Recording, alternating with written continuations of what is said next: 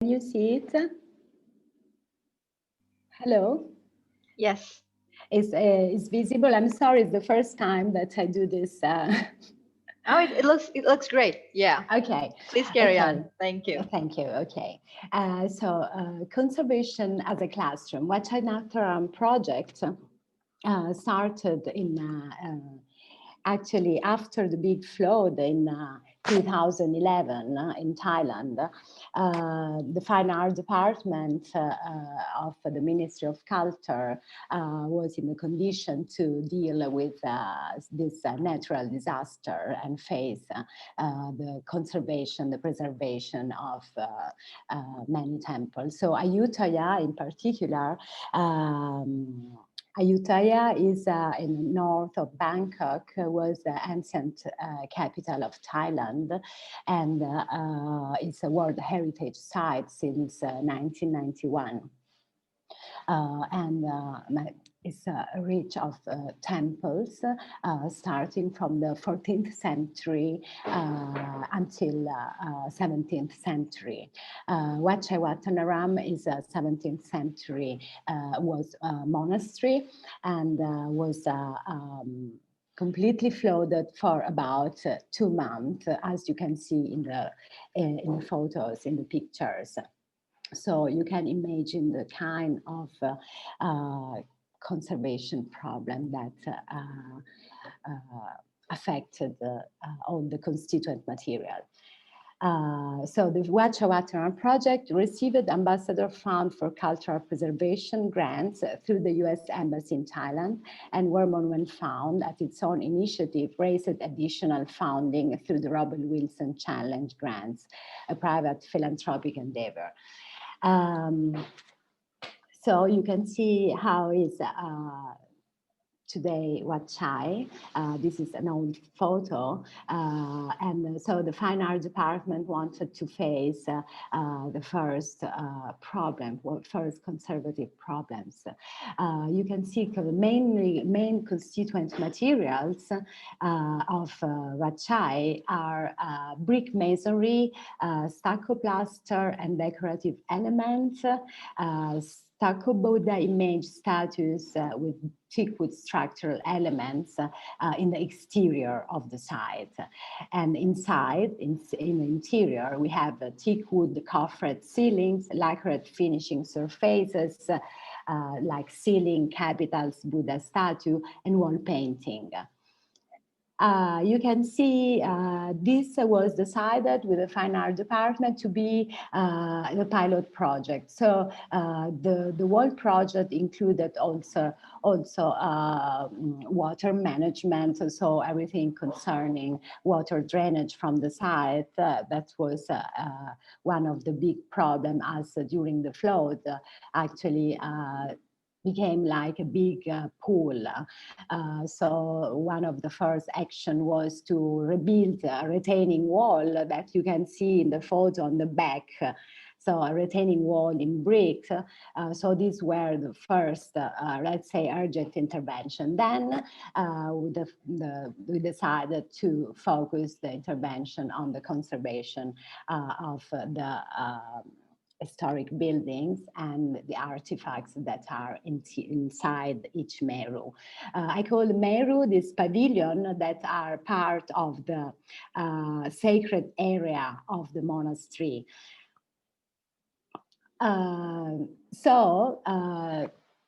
We had to face the conservation of, different conservation set of problems on different kind of artifacts.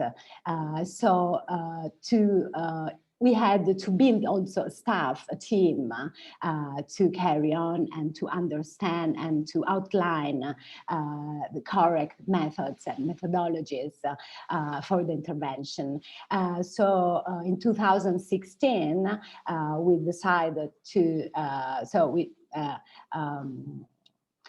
decided that before starting the pilot project to do a series of workshops that touched on the main problem. So first one was a problem related to the biogrowth on historic building, because as you could see in the photo, and like, I mean, is something, of course, that affects South Asian historic buildings. So how clean, how treat the surfaces. Then another workshop was about animal pest control for monuments and archaeological sites, because to monitor and reduce the impact of animal pests on archaeological sites, of course, is something difficult, but actually the workshop was very useful to at least be able to reduce the impact on the stucco material of the historic building. Then we had a workshop on brick conservation in South Asia, so to highlight the main problems of bricks. Actually, the workshop was very, very important to understand the big set of problems created by huge conservation intervention done in the 90s, where big repairs with Portland cement mortar had been done. So the kind of deterioration speeded up by the presence of cement. So understanding the incompatibility of Portland cement on the historic building. This is a point where I'm focusing because actually was the most demanding task to do. Then we had another workshop about injection grouts for architectural surface and first approach to stucco and wall painting cleaning methods as methods that through among the conservators in Thailand was not very known, the technique and the possibility of injecting grouts, so liquid mortar, let's say, underneath the plaster. Another workshop was focused on decorative surfaces conservation, in particular lacquer. Lacquer is wisdom typical of Thailand and other Asian country. But the approach for the conservation of this material is a bit different from other let's say, standards. And then another workshop on wall painting conservation. The workshop have been held by international experts, so invited experts for each specific problem. In the photo, you can see that one important aspect of this workshop was to visit traditional laboratory, traditional place where still people are preparing materials in the traditional way. In this photo, you can see a brick factory where they are still using traditional material, traditional ovens. Then, of course, there was a big phase of the project dedicated to the documentation, so all kind of documentation, laser scan, and mapping.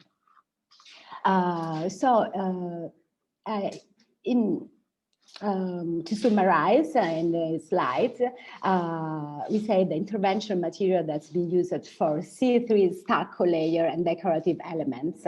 I would like to specify when I say stucco layer, in this case is a plaster. In the case of traditional stucco in Thailand, is a plaster prepared by lime, of course, as a binder with sand.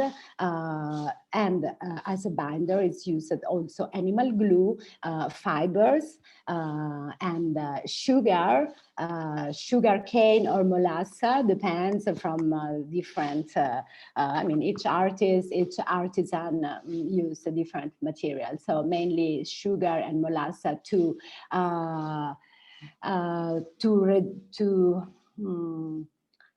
let the material dry a bit slower in order to be able to do the decoration motif. So as I'm highlighting, the removal of cement repair was the most demanding task. Then we use it mainly for the intervention, lime-based grout, lime-based mortars, and for the cleaning, for the treatment of the biogrowth layer on the surfaces, we mainly used benzalkonium chloride. But since 2016, after first workshop where we exchanged with specialists coming from the Vatican Museum to have a workshop with us, we started to be interested in essential oil material. So, of course, we know that in a different part of the world, like I see during the course, that there is very developed these methods. We started to develop a time method because, as you know, the sustainability and of the product is essential, that is local. Then we did age repairs, filling and microfilling with lime-based mortar. So I was saying that in this moment, a research on cinnamon, on the use of cinnamon essentials in the fine art at 2% in hydro phase, and we are monitoring. So we are still phase of monitoring. So you can see in the photo, these are cement removal and some image of during the intervention, so cleaning. So after the treatment with benzalkonium chloride kept for 48 hours, we rinse it out the surface with distilled water and toothbrushes. So here you can see some before and after. Being an archaeological site, of course, the philosophy of intervention is a minimum intervention. We improved the drainage we improved it in the sense that we took care and did some slopes on the string courses of the Meru. Here is a detail of bas-relief in around all the Merus, that are 8 in total. There is, and unfortunately they are not very well conserved, that we treated in the same, with the same process I described for the stucco layer, of course, using some smoothest mortar, lime-based mortar. These are other image. Here is a general image. So this it is one of the few decorative elements still extant in Wat Chai. Unfortunately, the time and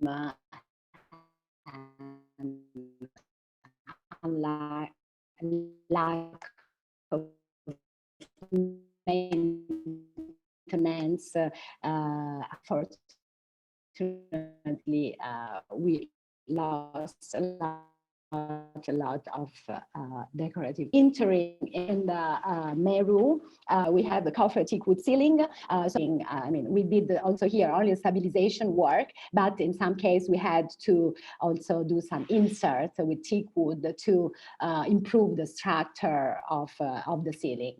And as a treatment against xylophagous insect, we have in Thailand termites, subterranean, and drywood termites and coleopters, all kind of Xylophagous insect. We used borates-based product.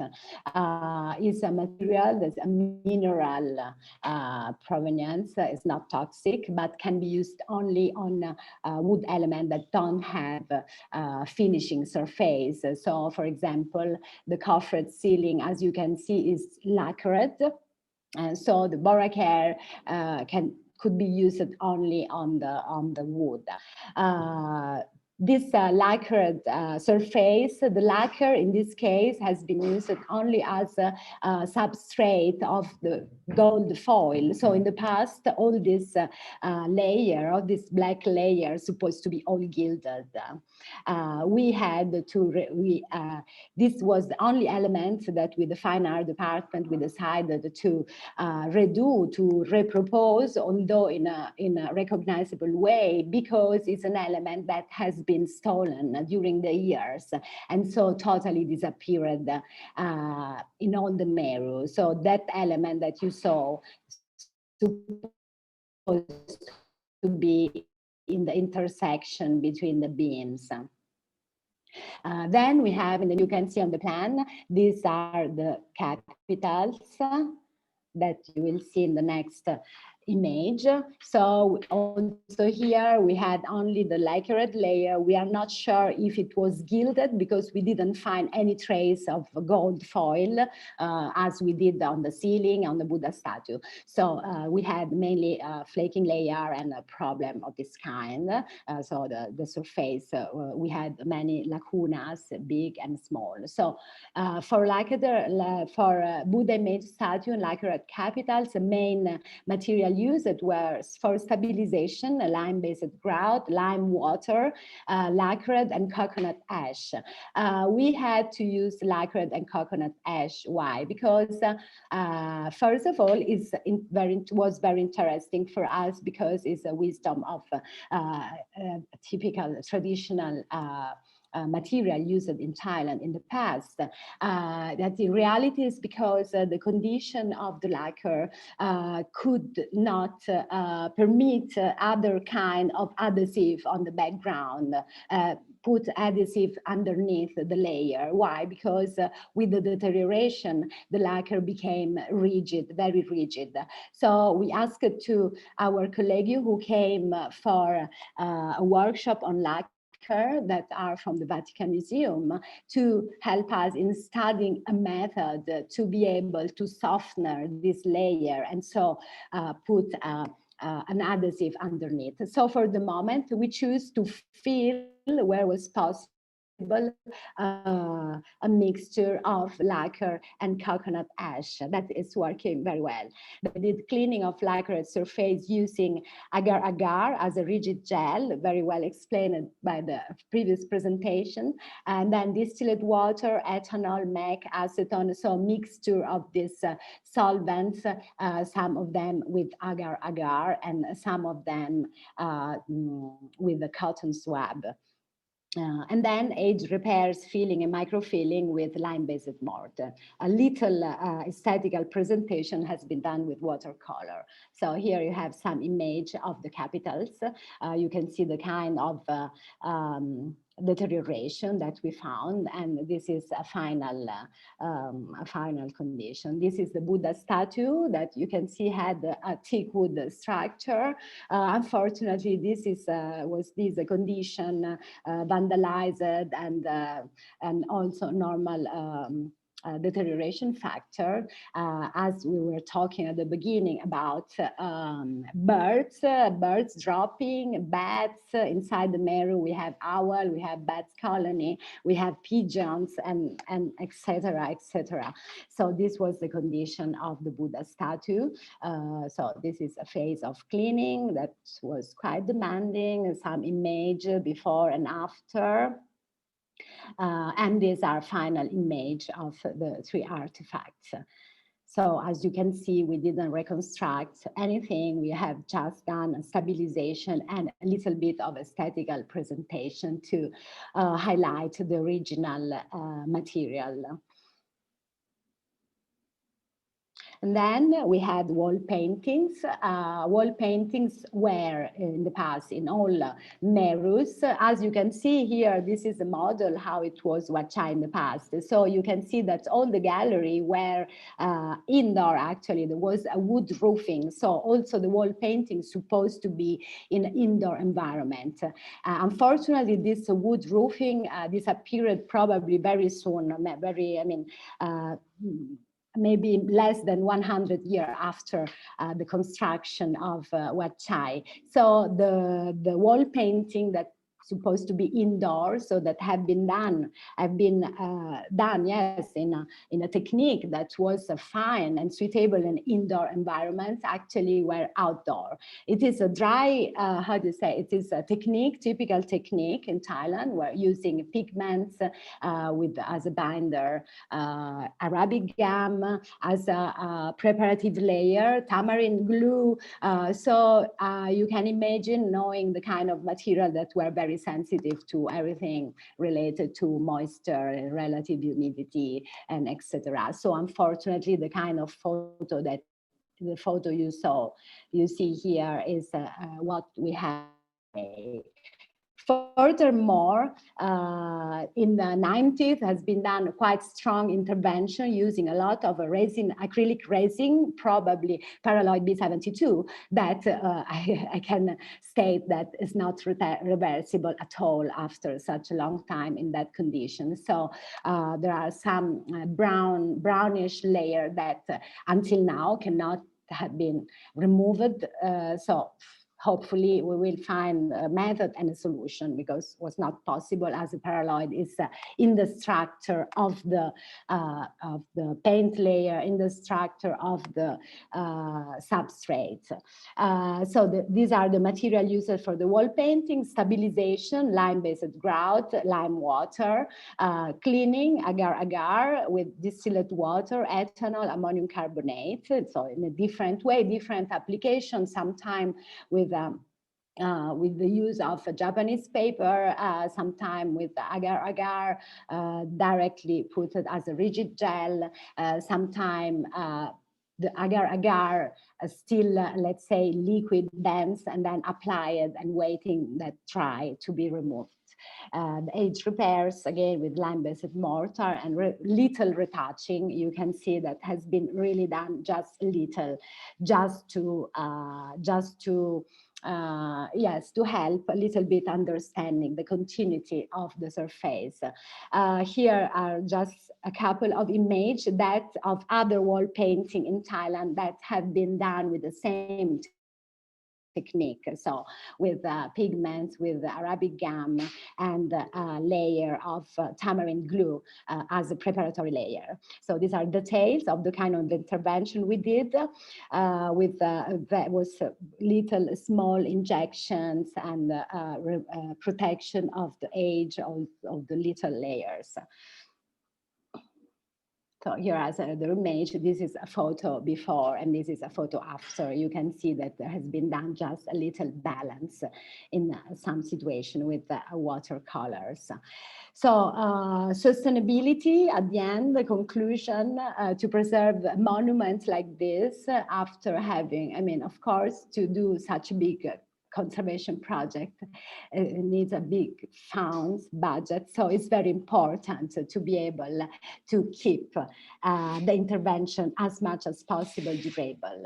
So this is what we discuss with the fine art department. So a routine maintenance by professionals capable of identifying signs of deterioration will ensure the monument stay at an optimum level, because in reality the condition that we found in 2015 when we started to see the project is really mainly lack of maintenance.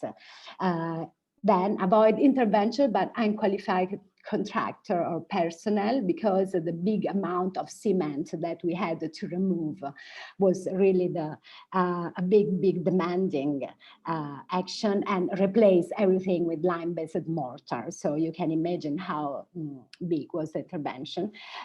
Build appropriate curricula for those permitted to work on historic building or precious surfaces and artifacts, because actually in Thailand there is not yet a clear study path to be a conservator. So there is not the figure, a professional figure, a conservator, apart for a very small group of people with experience that are working in the fine art department, but they are very little in comparison to the big and amount of historic building artifacts, in general, cultural heritage I have in the country.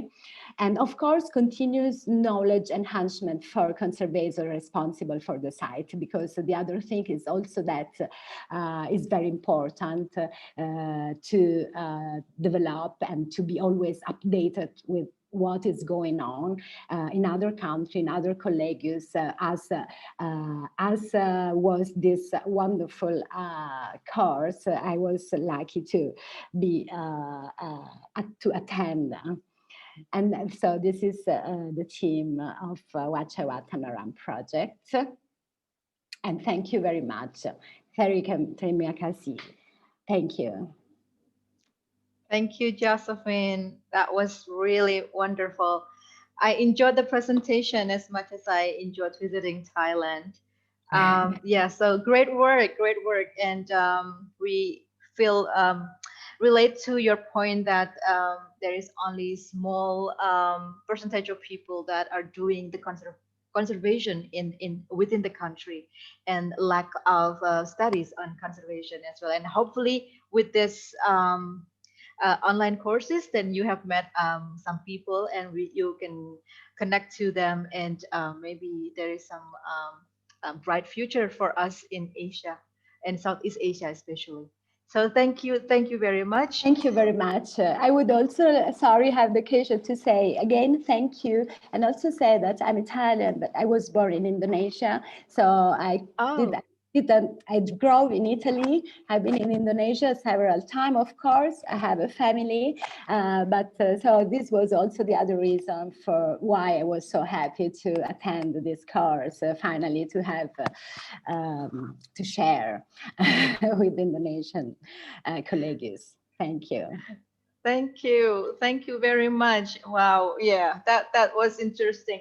And yeah, so thank you. We're happy to have you on the course as well. It's our pleasure. Okay, so I'm really sorry that there is no question and answer session dedicated to your presentation. But again, everyone, feel free to ask Josephine the questions that you want to know about the presentations, and also more about the project. So, okay, so we're moving on to Stefania. Buongiorno, Stefania. Are you there? Are you ready? Buongiorno, buongiorno a tutti. Buongiorno a tutti. Okay, so I will basically pass on the platform to you. It's all yours.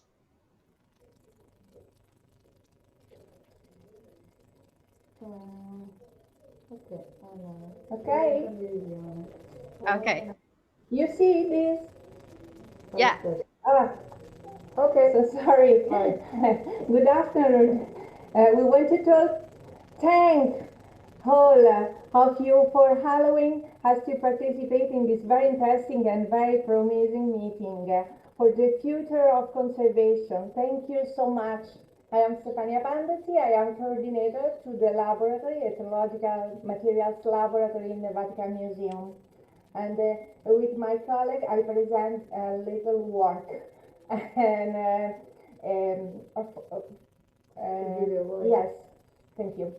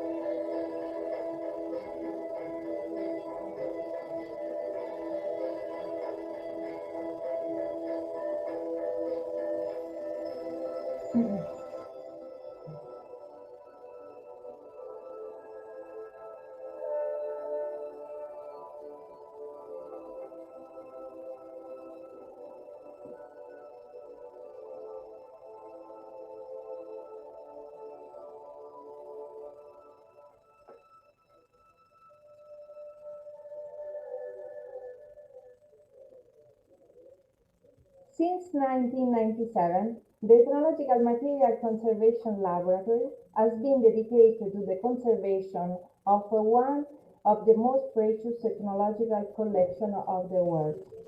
A careful study of the collections and the research for the most appropriate conservation strategies have involved the restorers for years, a part of an integrated conservation project that led to the recovery of more than 60,000 artifacts, evidence of a priceless cultural and spiritual heritage. Through the constant collaboration between historians, anthropologists, scientists, and restorers, the laboratory worked out a precise methodology indispensable for ordinary maintenance and intervention, as well as for extraordinary conservation activities. Finding a balance in this delicate conservation work, oriented to the critical intervention on objects made of many different materials and of non-European origin, is very important. Today, thanks to the experience gained through the conferences sharing conservation, the laboratory helps to promote a new approach to conservation, supporting the discussion and the sharing of conservative experiences for the protection of a multicultural heritage. I pass the floor to my colleague. Hello, good afternoon. I am Catherine Rivière and I am one of the conservators of the Ethnological Materials Conservation Laboratory. And I will present you a show PowerPoint on our work. In the Vatican Museum, Anima Mundi, we host a precious collection of 24 casts of Borobudur temple bas-relief realized in 1971-72 in Vatican laboratories from original plaster casts made by two Dutch brothers in the 1920s in Borobudur. The casts represent an important document which offers an insight into the state of conservation of the bas-relief during the early decades of the 20th century, and an evidence of parts and details that have been lost on the original temple bas-reliefs, as you can see on this picture. They are made of various layers of concrete, reinforced by an iron structure that you can see on the X-ray image. The main conservative problem is the outdoor exhibition, with an inadequate anchoring system and no weathering protection.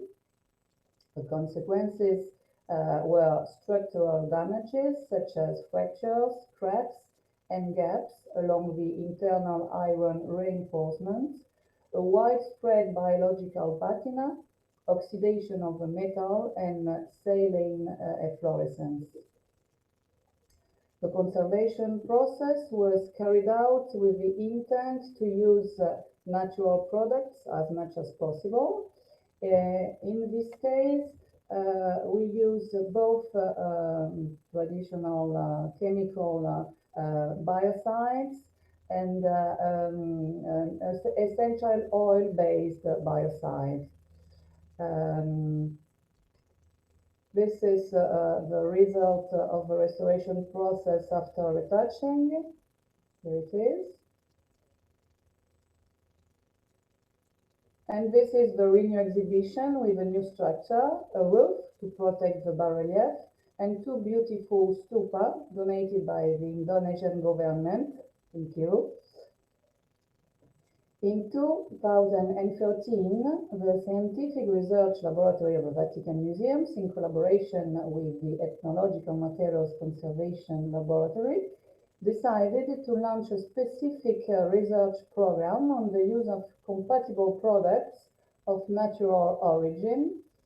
We conducted some extraction and clarification tests with quality control analysis on the Japanese traditional seaweed Loyopeltis furcata from Pacific Ocean in order to produce funoric extract with the aim of introducing an alternative to the expensive June-funori consolidant. We use funoric extract for consolidation treatments on a wide variety of materials, on powdering layers, as you can see on wood, painting, leather, fabric, etc. Therefore, we selected a local Mediterranean red seaweed, the Spherococcus coronopifolius, to find an alternative to funori. We used the same extraction and purification and analysis protocol that we developed for the Loyopeltis furcata seaweed. Here you can see the two obtained extracts. During the test, we applied the extracts by spray in various dilutions on samples that we prepared with a pigment without binder, and the result was evaluated with a peeling test and compared with consolidation treatments made with Loyopeltis furcata and with June-funori extracts. The first results, very encouraging, should, however, be followed by a further improvement of the clarification method. Other adhesives produced in Italy, used in pharmaceutical and food industry, have been selected. In particular, two purified gelatins obtained from the collagen of fish skin and cowhide.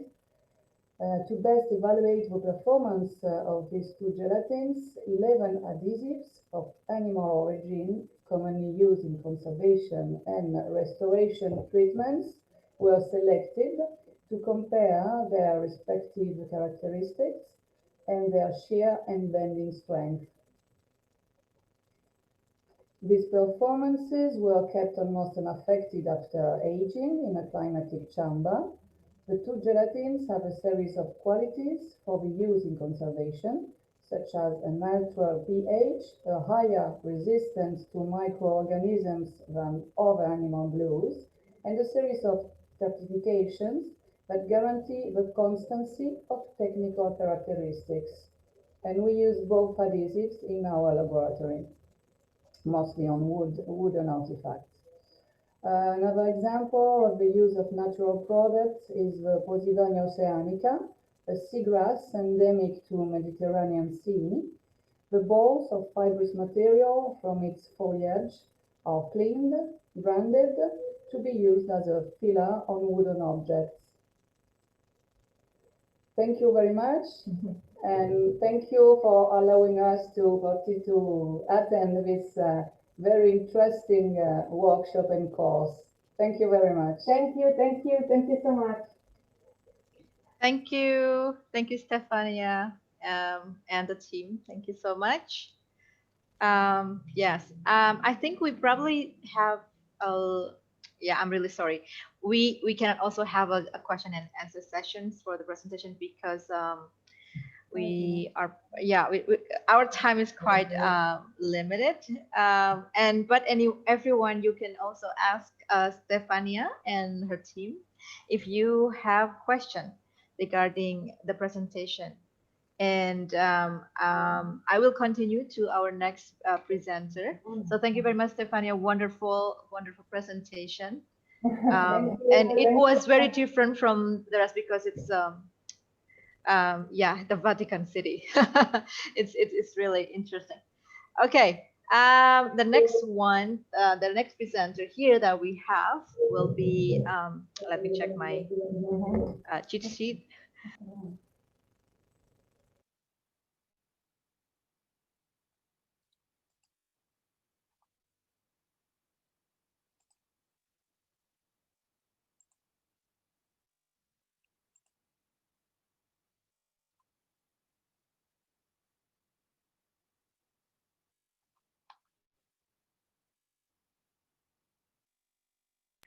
All right, apologize for that.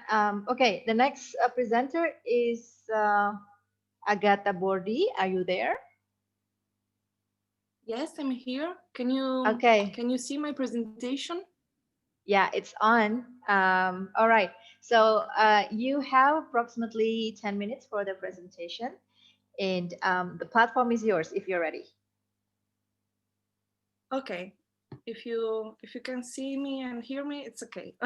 So Yeah, I can see good and hear afternoon and good morning to everyone. I'm Agatha Bordi, a freelance conservator based in Italy, and I graduated last year at SUPSI, University of Applied Science of Lugano, and I'm specialized in the conservation of stone, mural paintings, stuccos, and architectural surfaces.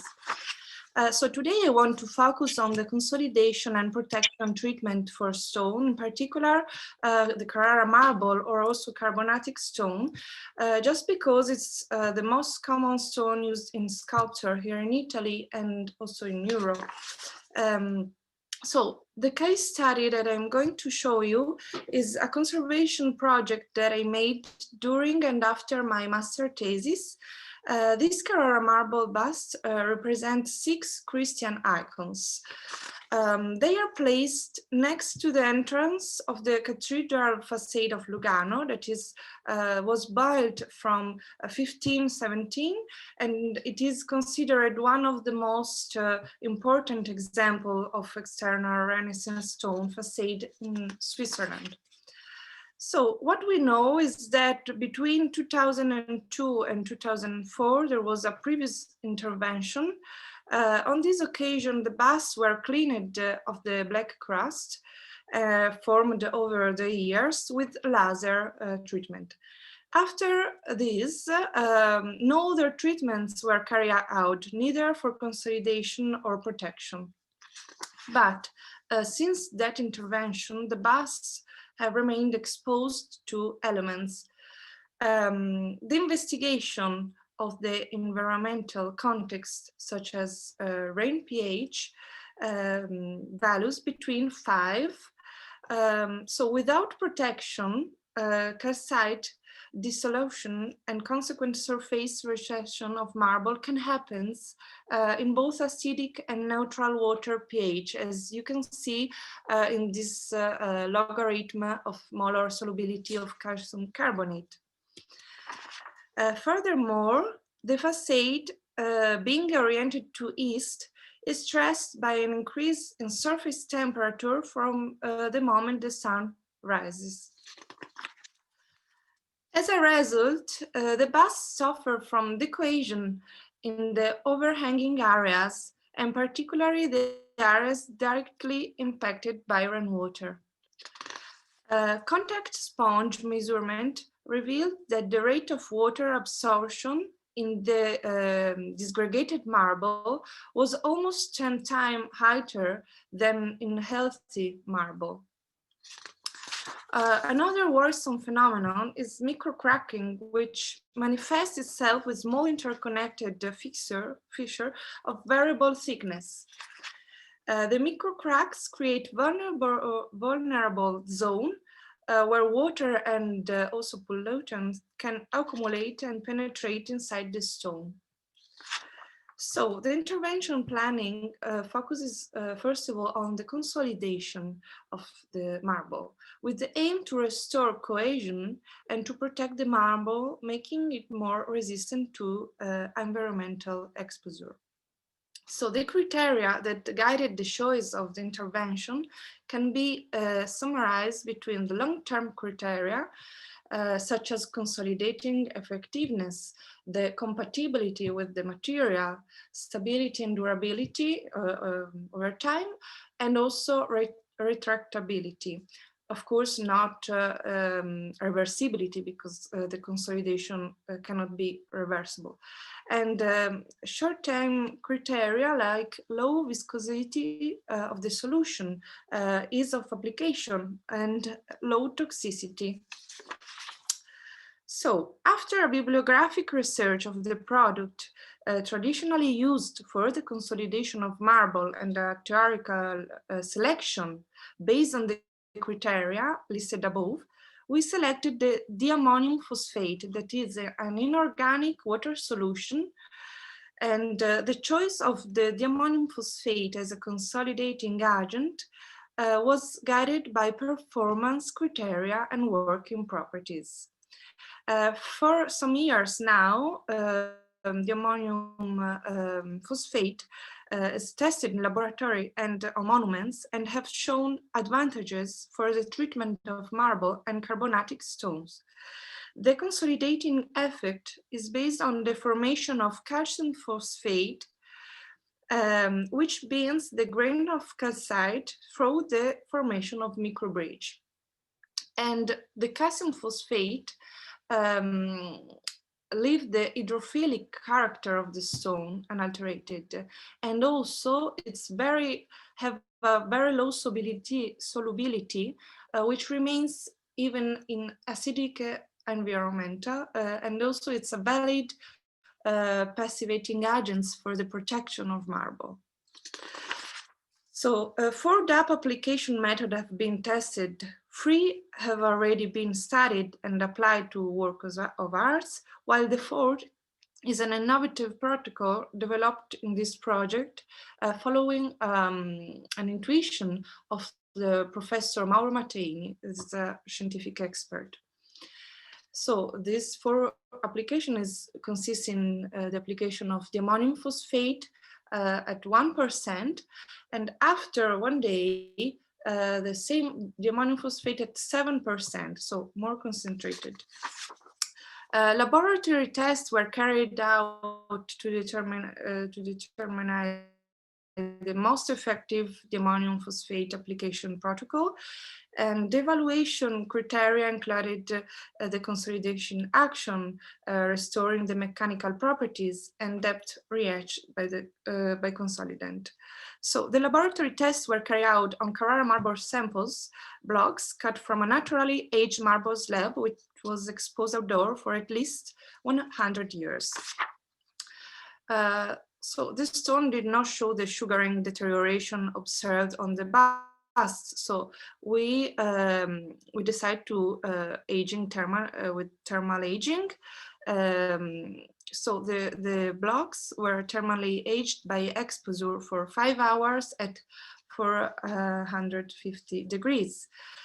And as you can see in the graphic, there is the average before and after thermal aging, the measure of water absorption capacity in green before the treatment and after the aging in orange. So the test assessment was conducted by visual examination with portable microscope, and also by water absorption measurement by contact sponge, and also with scanning electron microscope, and with measuring the resistance to abrasion using a prototype planar abrasion. So the results was that the two-step DAP application, so the DAP at 1% and after 7%, was the most effective one. Here you can see some graphs. These graphs represent the average of the absorption measurement of free samples for each DAP formulation, in green before aging, in orange after aging, and in blue after the treatment consolidation.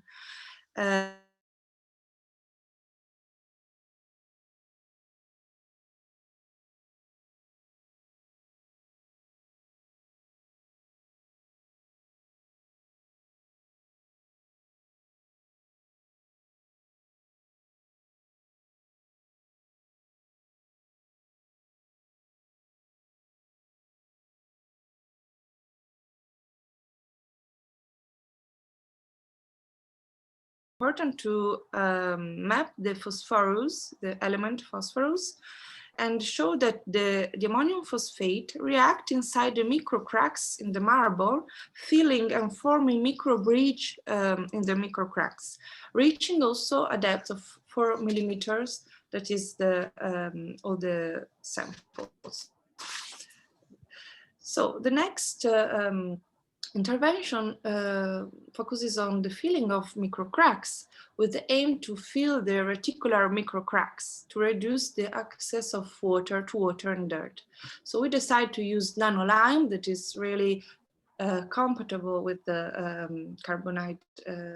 calcium carbonate, and the Calosil A50 was the most promising one.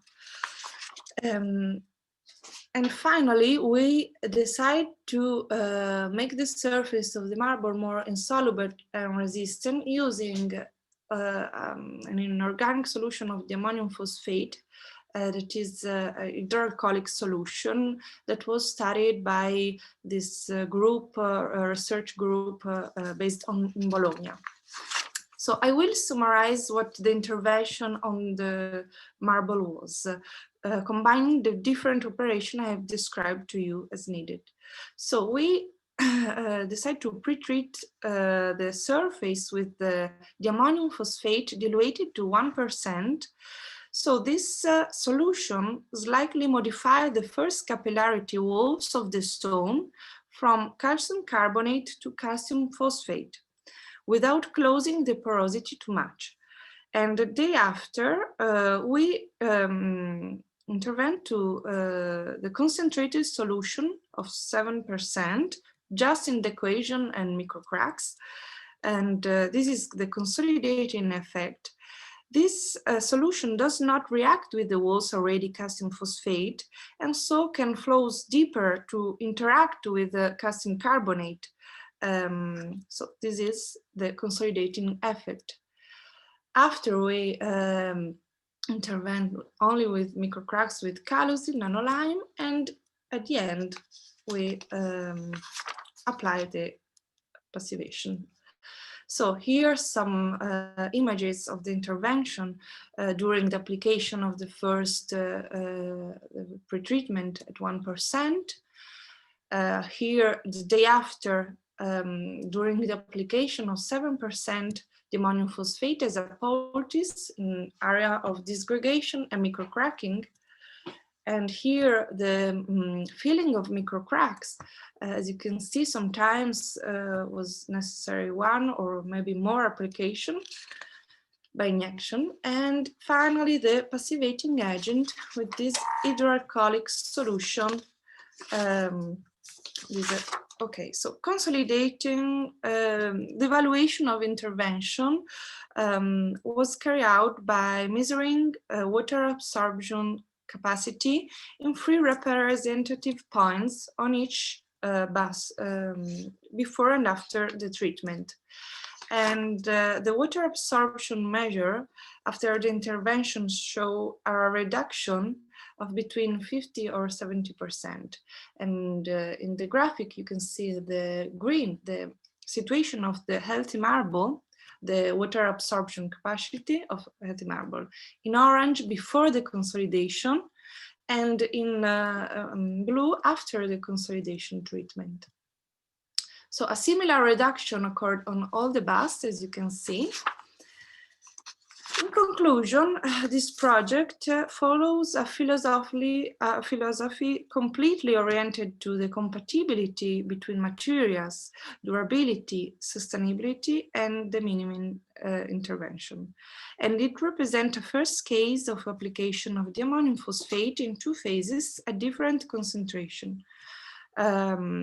So from the experimentation carried out, it was found a better efficacy of 2-phase treatment compared to those listed. And my warmest thanks go to Professor Mauro Matteini, Professor Francesca Piquet, and the Office of Cultural Heritage, and the restorer Stefano Volta. Thank you for your attention, and thank you for all these weeks. And I finish my here. Thank you so much. Thank you, Agatha.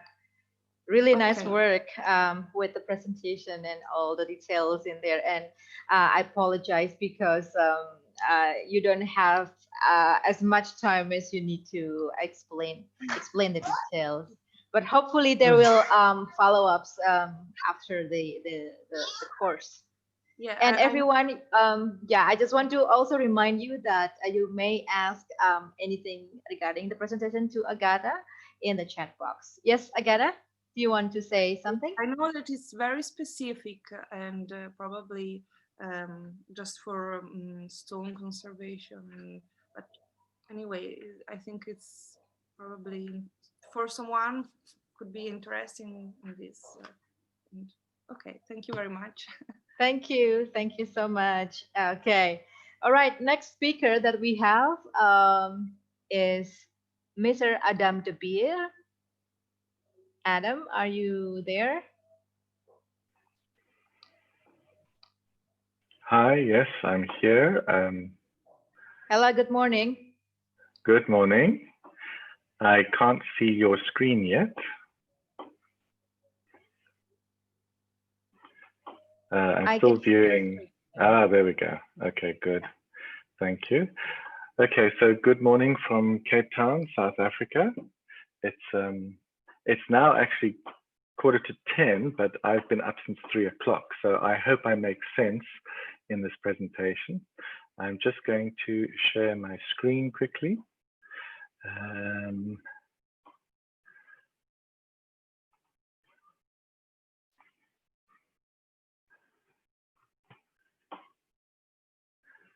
And I'm just waiting for it.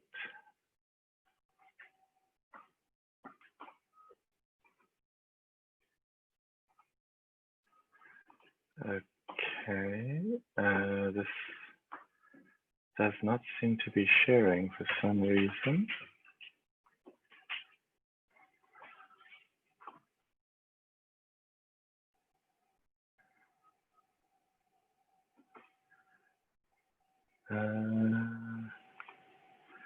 I'm going to try again.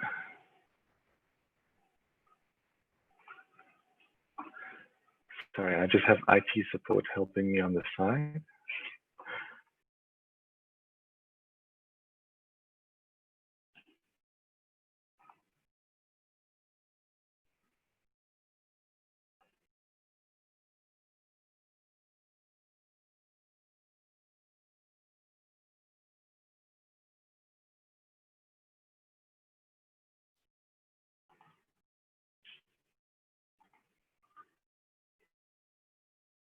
Okay.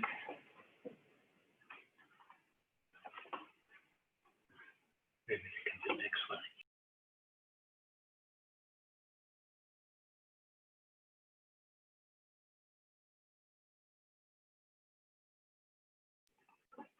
Sorry, I was muted there. Could you perhaps just jump to the next person? I just need to figure out some of the reason it's not allowing me to actually share my screen. Okay. All right. While we're fixing the problem here, I'll jump to Harpreet. Harpreet Sandai, hi. Thank you, Adam, and we'll go back to Adam later. All right, Harpreet, are you ready? Yes, I'm ready. Just give me 2 seconds, please. Sure.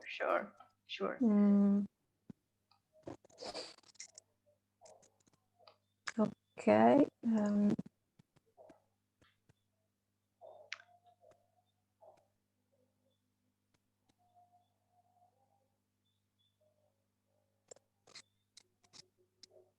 Can you see my screen? Yes, I can see your screen now. Okay. Okay, so the platform is ready when you are. Okay. Just, oops, what's going on? So, hello everyone. This is Harpi Chande, and I am a heritage conservator graduated from Lugano, SUPSI from Switzerland. And today I'm happy to present you the Shekhavati project, concept, methodology, intervention, and challenges in line with the topic traditional based conservation as a potential conservation method. Am I audible? Yes, everything is great. Okay. So, I would like to start talking about the project. So our project, which I'm a member of, is called the Shekhavati project, and it was born in 2016 in a region called Rajasthan on northwest in India. And in Rajasthan, there is a small province called Shekhavati, which is completely full of beautiful painted architecture from 18th and 19th century. And as you can see from these photos, you have beautiful buildings which are entirely painted outside and inside. And these buildings are unicum as they have wall painting in fresco technique from Italy. They have all the wooden objects such as windows and doors in teak wood coming directly from Burma, and all the objects, some of the decoration in glass material, they come directly from Belgium. So these buildings called Haveli, they have a very important value, which are historical value, architectural value, artistic value, social, and also scientific value. So as I said, we end up in this state in Rajasthan in 2016, and our aim is to study the original technology, the materials, and the paintings in Rajasthan. So we first started to do our study in Fatehpur, which is a small town in Shekhavati, and from this case study, which is Nadine Leprin Saveli. And we are a group of conservators from Australia and Europe. And in this udah pakai HP bisa nggak buka lagi pakai laptop Zoom? Sorry. And in this Haveli, we have done so far 4 workshops starting from 2017. And each year we try to select an area which is the most damaged one, and we try to study the technique, try to understand the source of the phenomena present, the active phenomena, and then we try to intervene accordingly. And basically the methodology that we follow is divided into 2 parts. There is a part of the preliminary study where we go and we do all the visual observations by using direct light and raking light. We do documentation, both photographical and graphical documentation, environmental monitoring, sampling, and so far in this case study we have done several samples, and we have performed non-invasive and invasive analysis, and we do preliminary tests accordingly based on the operation that we had to do. It can be either cleaning or consolidation, and after that we do the intervention. So that consists on cleaning the surface through the treatments such as the biocide treatment against the biological growths, grouting, consolidation of the paint layer, filling, and retouching. And in all those operations, we try to use the material that we can find on the site in the town in order to use the sustainable material, which can be used even when we are not there. And as you can see, we have used synthetic saliva and Japanese paper involved in cleaning operation, paper and lime-based grout material against the plaster delamination, and again lime-based plaster to do the fillings in plaster. So these are some of the iconography that you can find in Rajasthan, in these beautiful Havelis, and the iconography is mainly Hindu mythology and the everyday life from the historical times. And this is one of the example of the technique that we have found, and thanks to the decking light, you can see that the surface is characterized by a very smooth consistency, and we can see several incisions on the surface. And thanks to the XRF spectroscopy, we were able to identify the chemical compound present on the wall paintings, which are a mixture between fresco technique and a seco technique. And according to the element that we have found, we hypothesize that we are in front of the blue ultramarine, copper-based emerald green, red minium, and lime-based white pigments. So one of the main issues that we had to face in a workshop in 2018 was related to the big losses that we had in the first courtyard, called the main courtyard.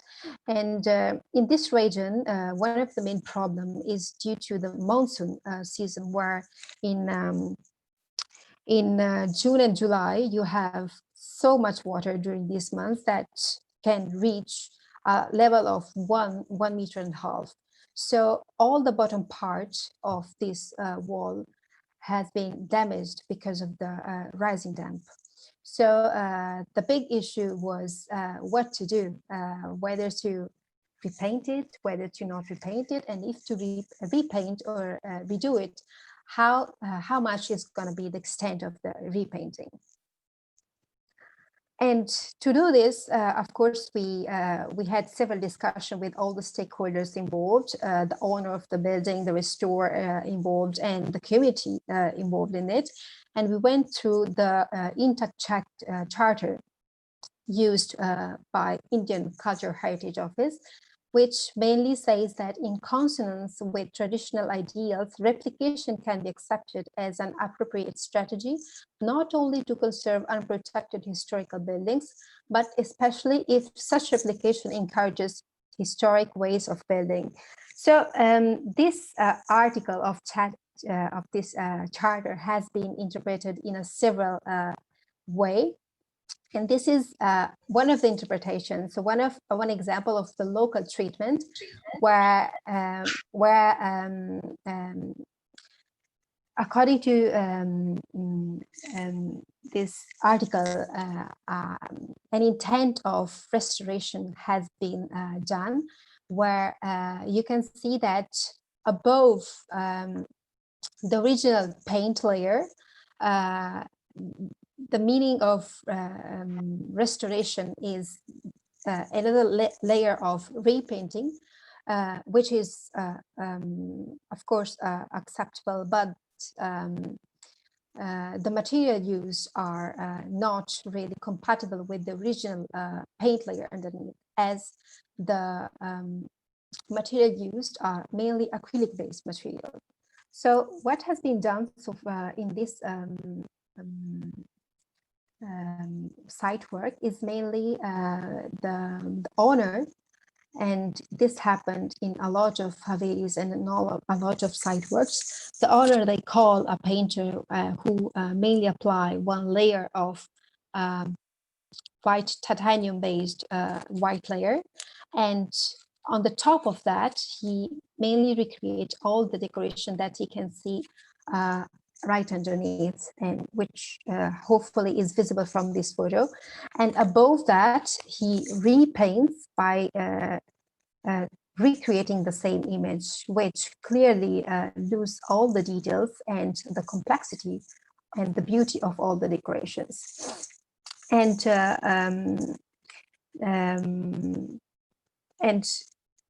above all, the use of the acrylic-based material, it's not just the use of acrylic-based material, it's also the use of cement, as mentioned by Josephine in Thailand. There is a huge presence of acrylic-based material and cement used during this restoration, which is not compatible with the original material, as it deteriorates faster than the original material, like plaster and lime-based plaster. And it's also able to destroy, talking about cement, the original plaster. So what we have done when we were called to intervene in the site work, and we needed to intervene considering these big losses, we called and we tried to understand whether there were artisans which were still able to do the original technique, which is called Araish technique. So we called the craftsmanship from the near city, which is about 4 hours by bus from the place where we stayed. And these artisans, they came and we had long conversation about the material used and the proportions. And he's been really helpful, and he shared the recipe about this ancient technique, which has been used from 15th centuries on, and today is nearly about to disappear. And again, to understand better the technique, we did several site visits, and we also had the opportunity to meet this gentleman who is the author of a book called The Painted Towns of Shekhawati, which treats and talks about all the pigments and this ancient technique of Araish. So we have done several site works, and we did this archive research in order to understand more about the materials and how to intervene in line with the original material and the technique. So we came up with this stratigraphy. That's what we found in those towns. And the main structure of this wall paintings is that the structure is made of sandstone, and in this case we had sandstone, but it can be either a limestone. And above the structure we could find a first layer. There were several layers of plaster, but the first layer of plaster, which is a bit rough and thick, is a mixture of lime, brick powder, sand, and jaggery mentioned by Gwyn as well. And jaggery in this case is sugarcane. It's derived from sugarcane. And in this first layer, they have also been used fenugreek and water. And above this first layer of plaster, there is another layer, which is more thin. And it's a mixture of lime, marble powder, yogurt, and water. Above that, more you go further with the plaster layer, the layers becomes thinner. So in this case, the third layer of plaster is again very smooth than the previous one, layer of plaster composed by lime, marble powder, yogurt, and water. And the last layer of plaster is called the Reich one, which is composition given by lime, shell powder, yogurt, and water. And above this last plaster layer, there is the presence of the pigment layer, which is being applied in fresco way. So the pigments, the natural pigments, the natural local pigment, they are used mixed with water, so applied in a fresco way. And also some of the details, some of the outlines are being done in a cycle way, so by using gum arabic as a binder, organic binder. So As you can see from this stratigraphy, in each layer of plaster and pigment layer, there is an addition of organic binder. So what we have done, after all this journey of research and talk and conversation with the locals, we have decided to call the craftsmanship in order to repropose and recreate the same technique on the big losses part. So we recognize a collaboration with the local expertise and craftsmanship, which have applied all the layers that we have seen in the previous slide. So from 2 to 3 layers. And once they applied the last layer of plaster, which after the carbonization process starts to take place, they do all the outlines. So they do the direct incisions to define the architectural part or either the circular decorations. And once they define all the outlines and they know where to interweave and how to like divide all the surfaces according to the color, the paint layer is being applied again in a fresco way, in a second way. And the last process which make this technique unique to all the techniques studied so far is the process of the final polishing with agate stone. So what happened is that after the final application of the paint layer, after 1 hour, the artisan, he starts to polish the surface with agate stone in order to make it waterproof, because this wall painting in this way will be able to resist to the external environment. And this is the final results, where all the bottom part has been repaired in the same technique as the above one, but we have decided to not recreate any painted pattern, but just to underline the architectural part in order to give the idea of in order to complete the image and to not recreate any falsification of the missing parts. Thank you very much. Thank you so much. Thank you, Harpreet.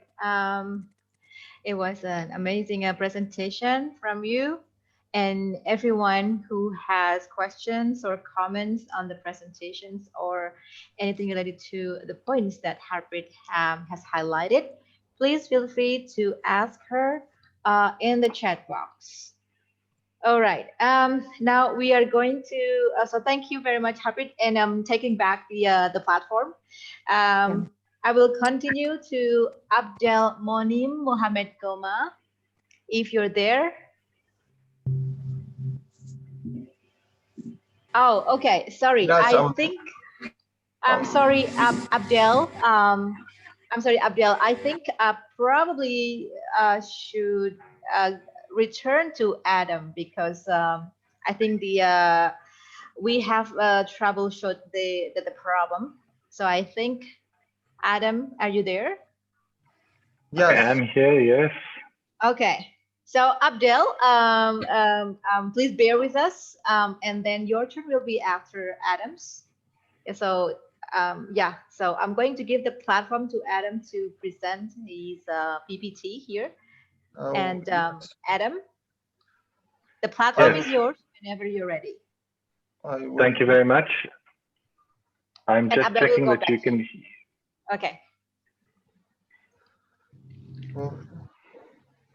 I'm just checking that you can see my screen and that you can hear me. Yes. Okay, great. That's super. So I'm going to be talking about the chemistry and craft.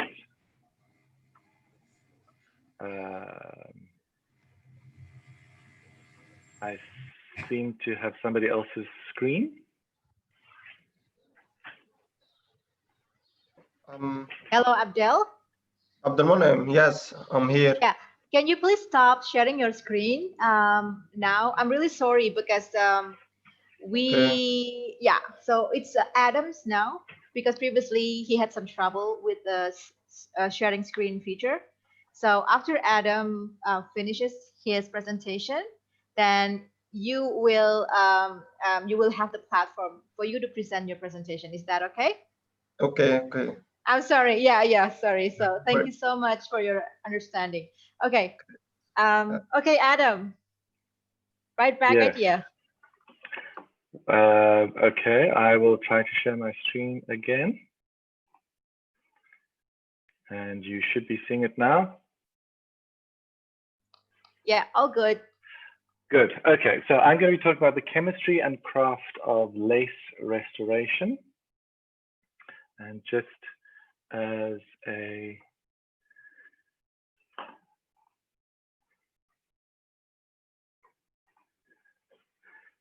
brief introduction, so I come from a very different background, so I'm very interested in everything that I've been able to witness in the last couple of days. It's been most interesting. I actually, this is my third career. I originally started out in the film industry, and then I have been in the education industry for the last 26 years. And my PhD is actually in film studies and animation. But in the last couple of years, I realized I wanted to do something different. So I have moved on to heritage and museum studies. And I'm doing a master's in social science in heritage and museum studies at the University of Pretoria. My field, if you like, is textile conservation. And when I talk about textile, I'm specifically referring to the idea of tapestry, cloth, embroidery, as opposed to necessarily fashion. I like to look at the cloth, the textile itself. And then I'm most interested in lace conservation. The interesting fact about lace is that usually it does appear as a fashion accessory. So for example, as a shawl, a bonnet, a lapel, or a cuff. At the moment, I'm doing research into something called Koppies lace, which is a type of lace that comes from the Free State in South Africa. And it's one of the few examples of lace actually being produced in South Africa at the early 20th century, from about 1910 to about 1930. And this was a school that was actually established by Emily Hobhouse, who's a well-known figure in South African history, especially for what she did for bringing to the attention of the British government at the time what was happening in the concentration camps in South Africa during the Second Anglo-Boer War. So that's my starting point, is more sort of the anthropological, historical context, but I am moving into the next stage. And I just wanted to bring this slide up just to give you an idea, because there has been a lot of talk about the training of the next generation of conservators and heritage workers. And in South Africa, there are actually quite a few courses and quite a number of institutions that allow for this kind of research. So the other course that I'm going to be moving into is the Masters in Social Science in Tangible Heritage Conservation, which is a 2-year full-time course that's offered at the University of Pretoria, where they do teach all sorts of conservation. There is an MPhil in conservation of the built environment, so specifically architecture that they're looking at. That's the University of Cape Town. And then there is a private institute, the South African Institute for Heritage Science and Conservation, that does a 1-year postgraduate diploma in technical conservation studies, which is very much a chemistry-based piece of a study that one can do. It's about 1 year long. So we actually have a number of institutions that do offer this kind of conservation teaching in South Africa.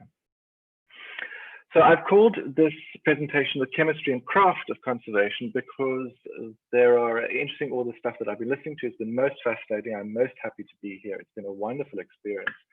I'm very new to this, of course, starting a new career, but obviously we're here for the chemistry of conservation, where we're looking at the things that you use to do the conservation. Obviously there's an emphasis from Borobudur on the natural versus the synthetic, which is a very interesting discussion to have.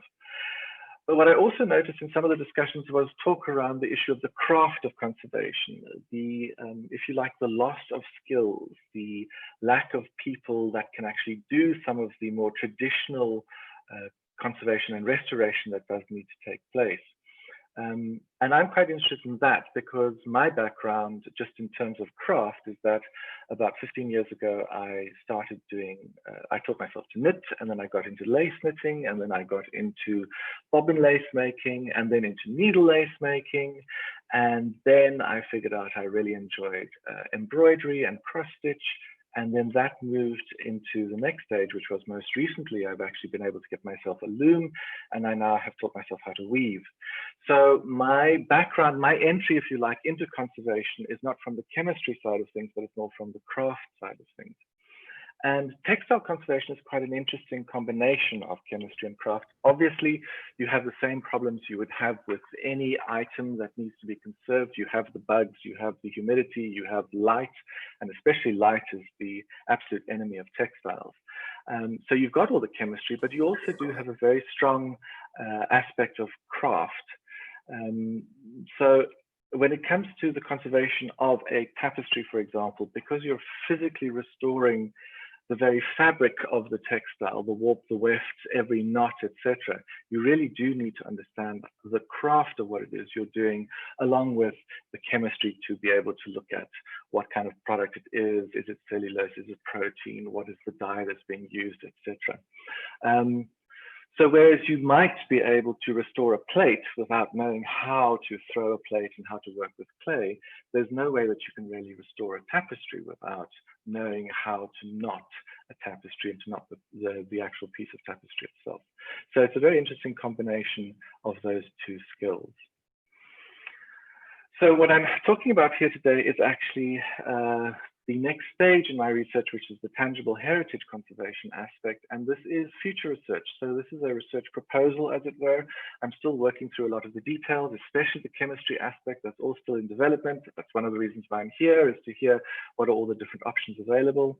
The craft aspect is fairly clear in terms of design, obviously, because I come from the craft background.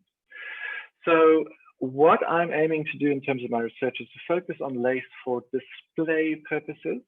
And this is pieces that require restoration when displayed functionally. So we're talking about when you're displaying lace as it would be used as part of clothing. So it would have to be draped over a dummy or some kind of form that then allows you to see how was that lace used, how was it part of a fabric, etc. So my design then, of course, has to figure around those kinds of things. So just as a very brief skip over some things that people might not understand or know about.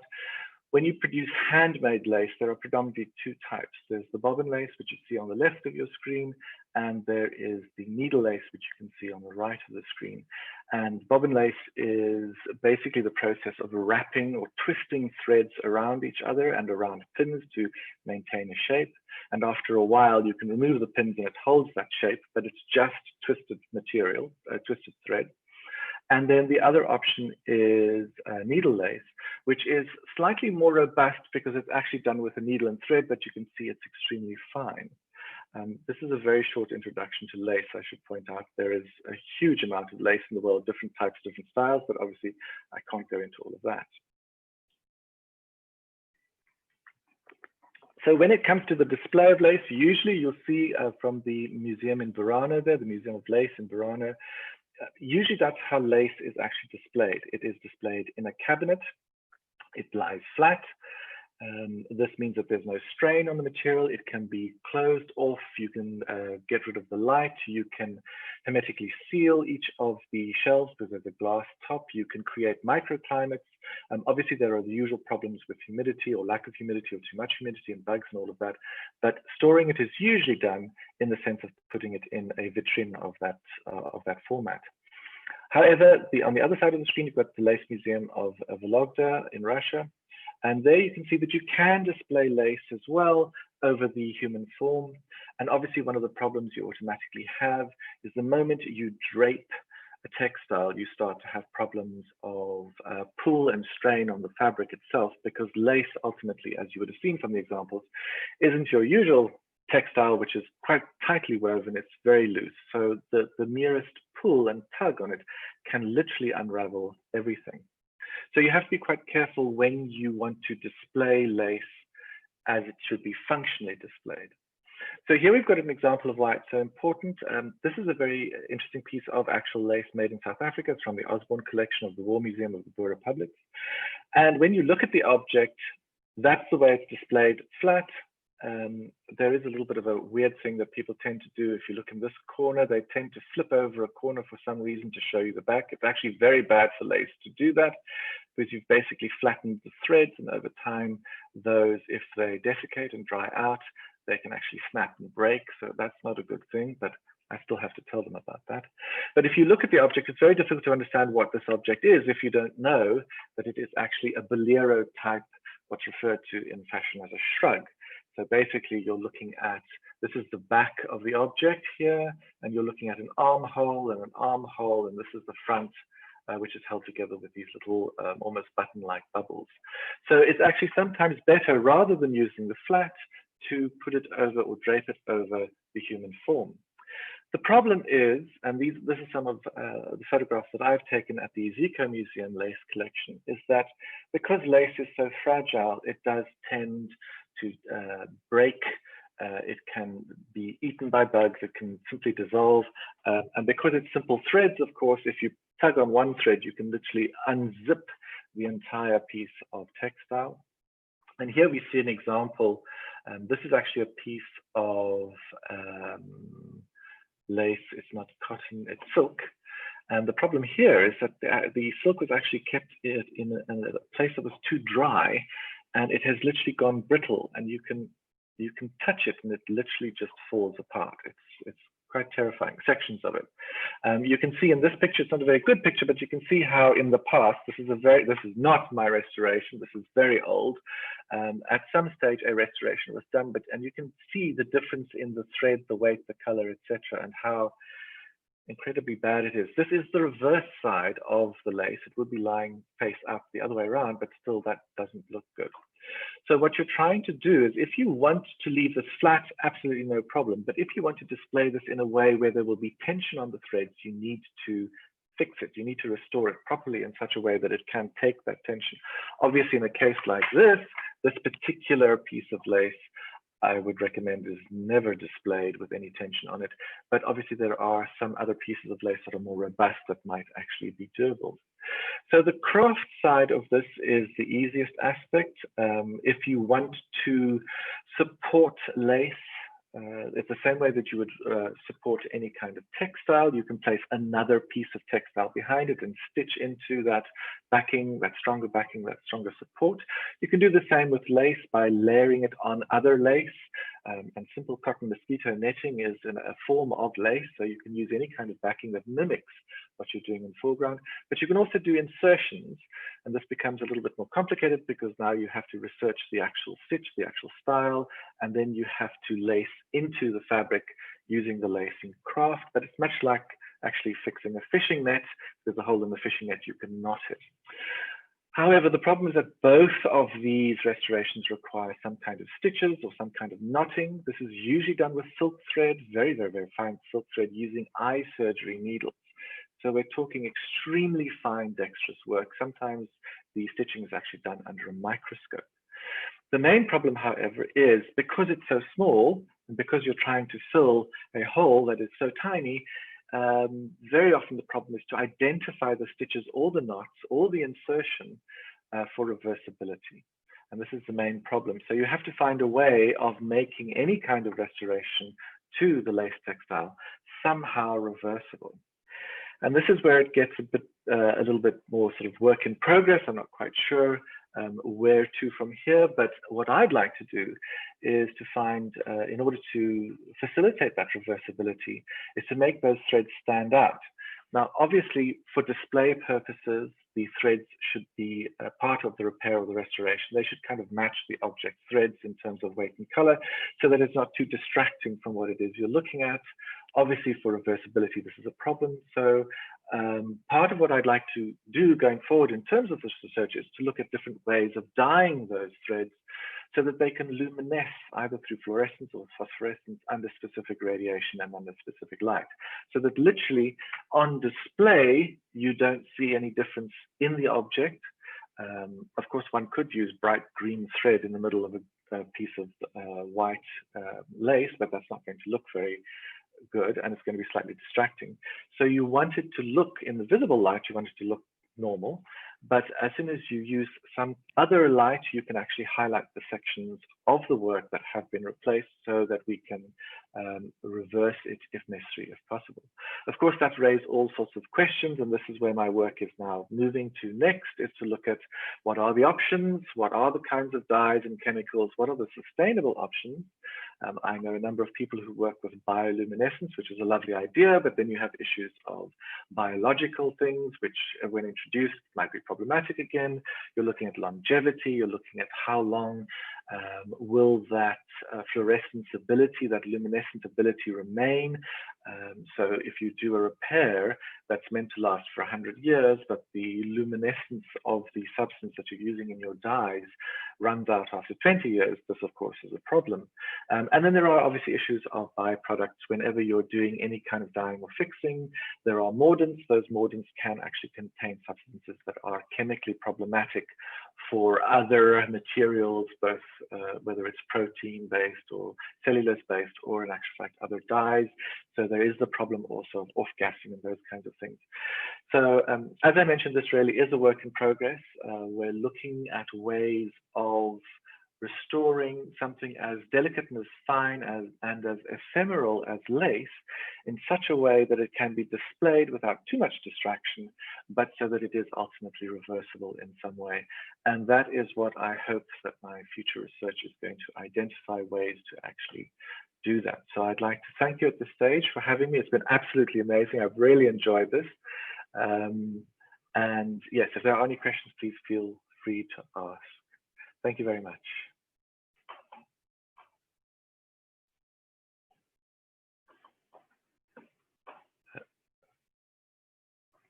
Okay, I think you're muted. I'm sorry.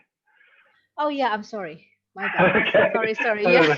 I thought I'd gone deaf for a second. Oh yeah. I'm still adjusting to this whole breakthrough.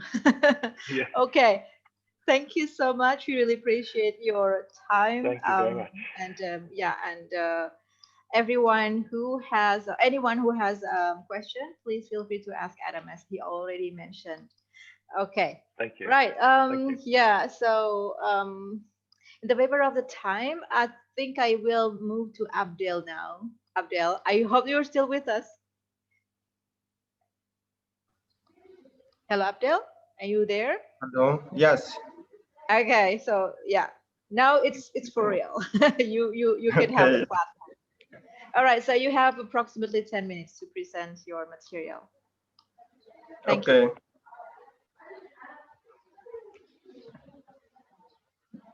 Deterioration and conservation of wooden surfaces covered with black resin and color layer. Okay, Abdel, excuse me. Have you started sharing your screen? Okay. You can see my screen? It's somewhere, but it's not your presentation. It's still in your folder. I see Okay. that's yeah, Here?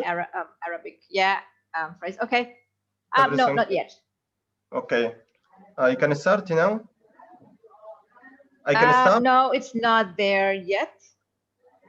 The presentation is not on. Maybe you can close your folder now and then reopen it, please, if you can. Close try your that. folder? How? Yeah.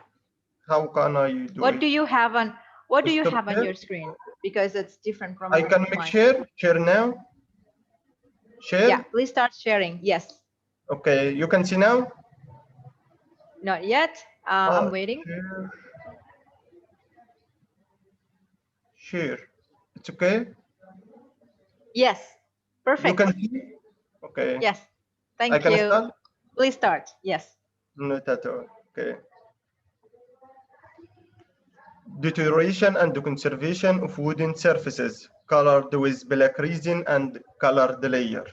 Abdulmunim Muhammad Abdulmunim, Conservation Department, Faculty of Archaeology, Fayoum University, Egypt. Wooden objects covered with a layer of black resin represent a unique collection of wooden objects that are part of funerary furniture because of religious connotation of the other world. But unfortunately, there are a lot of wooden artifacts covered with a layer of black resin in deplorable condition due to the deterioration of its condition and complex structure, which consists of more than a layer and the result of the existence of those wooden artifacts in different environmental conditions and changing the temperature and humidity and air pollution. They are subjected to many different deterioration factors, whether physical or chemical, leading to the emergence of many different manifestations of damage, such as crack and separation and the fall of layer of black resin, and other aspects that sometimes reach to the distortion of the shape of the artifact. Wooden artifacts covered with a black resin layer and the pigment suffered several deterioration phenomena due to complexity of the composition of black resin with pigments. Archaeological wooden and the black resin have a different expansion and shrinkage factor, which causes quick deterioration of the artifact, including small crack, filling parts, missing parts, and separation of the black resin layer. Funerary furniture covered with the black resin belong to Yuya and Toya King from the New Kingdom in Egyptian Museum. And the left side, the statue of Tutankhamun covered with a black resin layer. Collection of wooden artifacts covered with black resin layer with different application methods. The photo shows wrong restoration using unsuitable material in conservation of black resin layer and wooden artifacts. Falling parts of the black resin layer, crack and detachment are the most common deterioration phenomena of the black resin. It is difficult to apply cleaning and consolidation material for this type of wooden artifacts due to the different composition of the black resin layer and the pigments. Moreover, many solvents were used to clean and dissolve the black resin layer. Therefore, it was necessary to study this type of artifact and apply modern techniques in cleaning and consolidation using nanomaterial and cold plasma. The photo shows wrong restoration due to the use of alcohol in cleaning the black resin layer.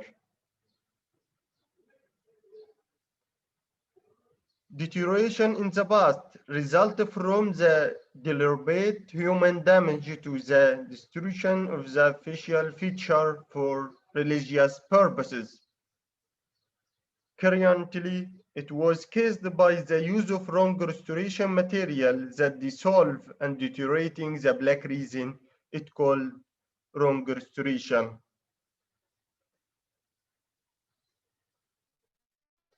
Nanostructure material were used in the cleaning of organic material. They could be applied to archaeological wood to improve the properties of some material used in the cleaning and consolidation of wooden artifacts. Furthermore, modern devices were used in cleaning, such as cold plasma, that was used in cleaning and sterilization for microbial growth. During chemical cleaning of the black resin layer, we used xylene with distilled water was used to cleaning the chemical cleaning for black resin layer because many solvents like alcohol, acetone can make solvent of black resin layer and cause more damages on it. The base of the coffin before and after conservation Soft brushes was used to apply nanoparaloid B72 in xylene 1.5% for consolidation the black resin layer. On the right hand, we can found the black resin layer from wooden coffin before and after conservation.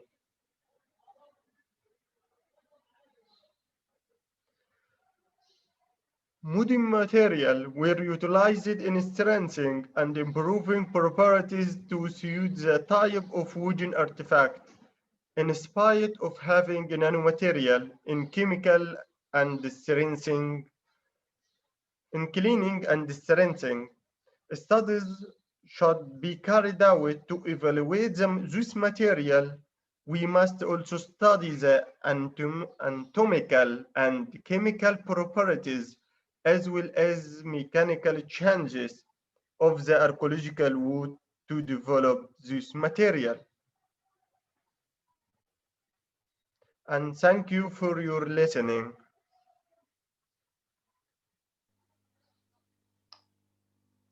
Thank you. Thank you. It's such a nice, brief presentation. Thank you, Abdel. And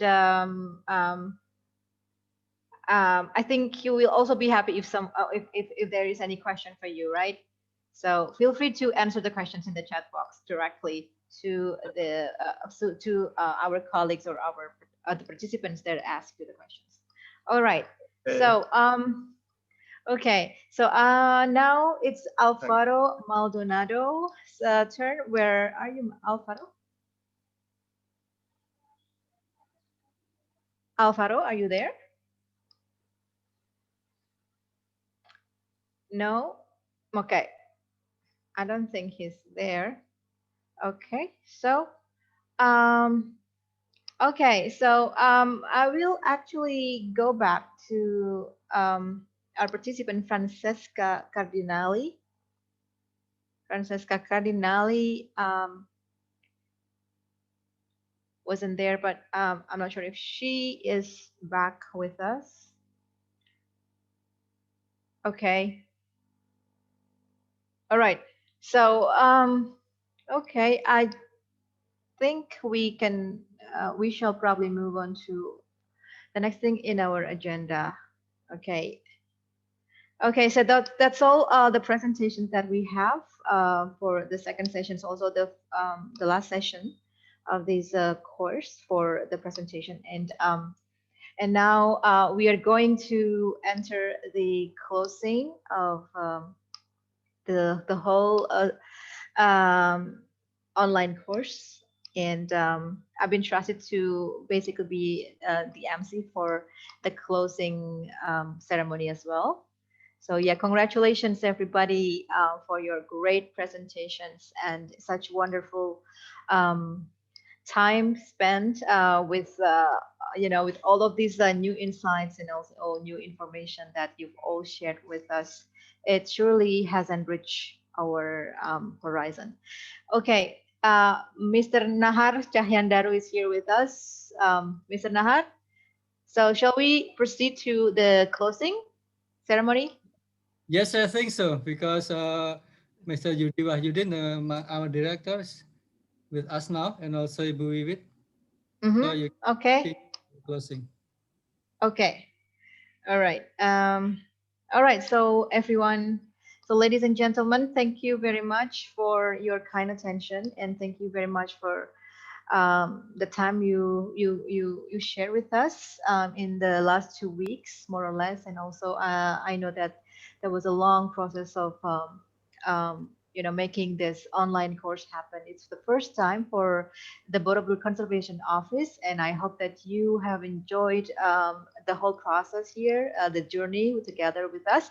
So I will begin the closing ceremony, and I have a cheat sheet again here. So yes, so we will have basically closing remarks from Honorable Mr. Judy Wahyudin, and he's going to deliver the closing remark in English. And then we will also have Ibu Wiwit Kasyati from Borobudur Conservation Office. and then also some other things here on the agenda. Okay, so we will start the closing ceremony with the anthem of the national anthem of the Republic of Indonesia, Indonesia Raya. Ladies and gentlemen, please rise for the national anthem.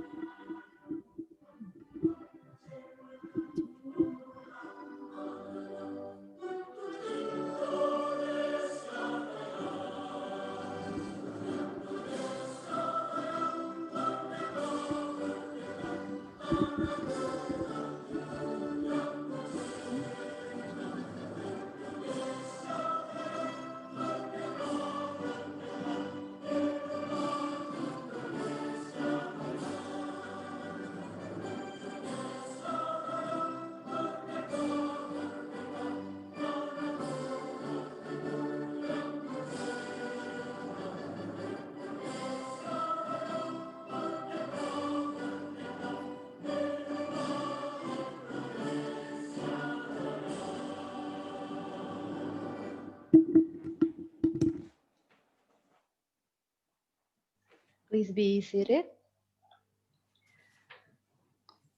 Next, we have a testimony from one of the participants. I would like to invite Mr. Giorgio Taflaridis to deliver his testimony.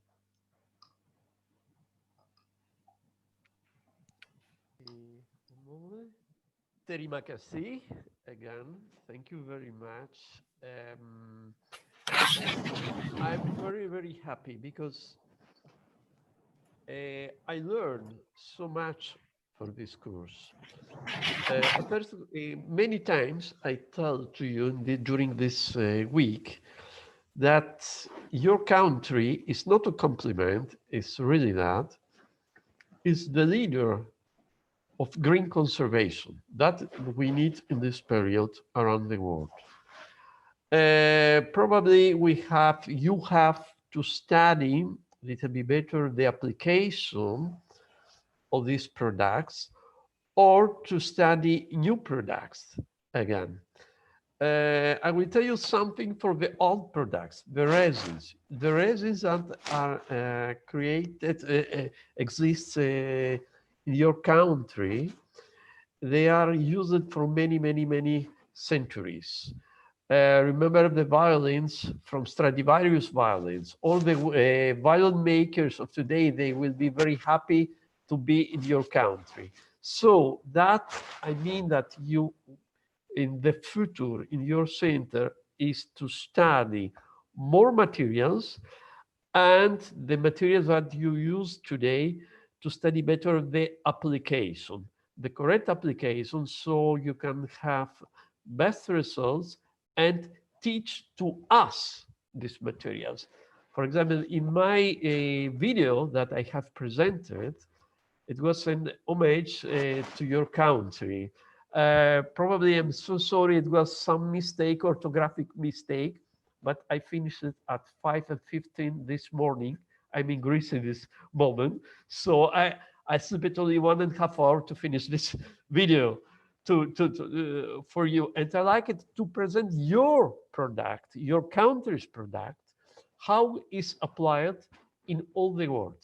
So thank you again, and my congratulations, and I hope to see you again and to you can organize main courses again. Thank you very much. Thank you, Giorgio, for your testimony. We really appreciate your thoughts. And yes, once again, congratulations to everybody. And now we're going to hear the the closing remark from Ibu Wiwit Kasiati, or Mrs. Wiwit Kasiati. She is the head of the Borobudur Conservation Office. Ibu Wiwit. Yes, Ibu Wiwit, the platform is yours.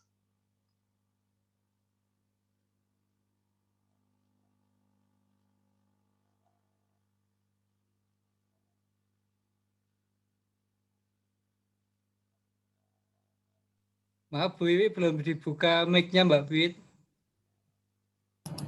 Ya, baik. Terima kasih. Mohon maaf, ini saya akan menggunakan bahasa Indonesia. Mohon maaf ya. Yang terhormat Dirjen Kebudayaan Kemendikbud, dalam hal ini diwakili oleh Bapak Yudi Wahyudin, Direktur Pembinaan Tenaga dan Lembaga Kebudayaan. Selamat sore Pak Yudi. Dan juga saya hormati seluruh peserta internasional course dan tentunya teman-teman panitia dari Balai Konservasi Borobudur. Selamat sore dan selamat malam ini untuk peserta yang dari luar negeri.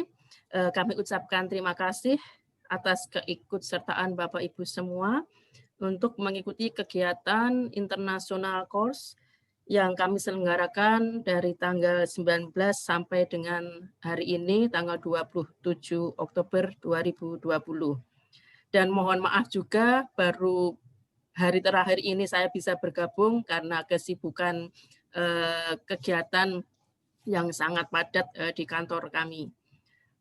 Pak Yudi Wahyudi, Pak Wahyudi, kami sampaikan kepada Bapak bahwa penyelenggaraan Borobudur International Online Course on Heritage Material Conservation ini telah selesai dilaksanakan dari tanggal 19 sampai 27 Oktober tahun 2020.